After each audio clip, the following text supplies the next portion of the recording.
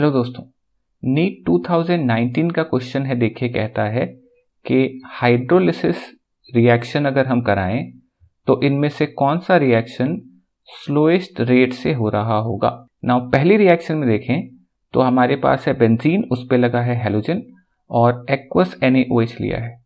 Aqueous NaOH create करेगा nucleophile OH- और देखिए क्लोरीन पे जो लोन पेयर हैं वो बेंजीन के साथ कॉन्जुगेशन में है और इस वजह से बेंजीन और क्लोरीन के बीच में पार्शियल डबल बॉन्ड होगा।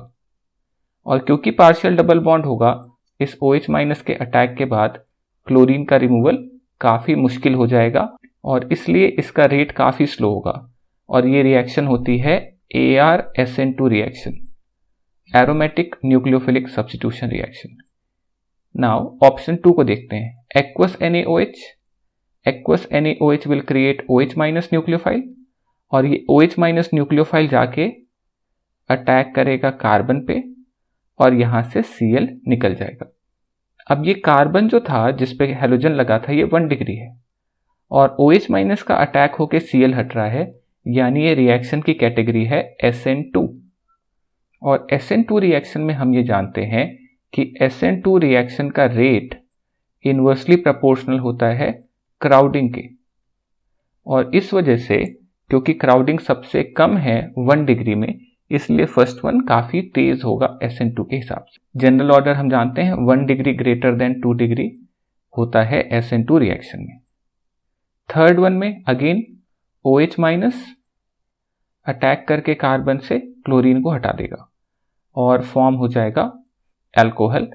अब ये भी SN2 रिएक्शन हो सकता था और ये SN1 रिएक्शन भी हो सकता था क्योंकि यहाँ कार्बोकैटायन स्टेबल बन रहा है, तो ये भी एक फास्ट रिएक्शन हो जाएगी। एंड लास्ट वन, यहाँ पर जब न्यूक्लियोफाइल बनाएंगे आप OH- और इस न्यूक्लियोफाइल का जब अटैक होगा तो क्लोरीन बाहर और अल्कोहल बन जाएगा। तो यहाँ पर भी अगर आप देखें तो जो कार्बन है वो 1 डिग्री है और कार्बन और क्लोरीन के बीच में there is a single bond, यानी कि SN2 रिएक्शन बड़े आराम से कर सकता था और SN1 रिएक्शन भी कर सकता था।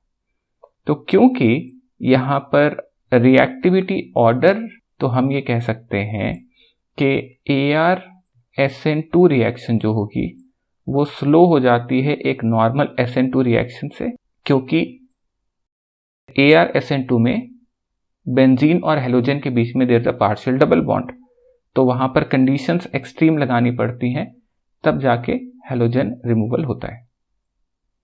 सो गिवन ऑप्शन में से अगर हम बात करें तो हमारे पास सबसे स्लोएस्ट चाहिए था, तो सबसे स्लोएस्ट हो जाएगा option number 1 and that will be the answer.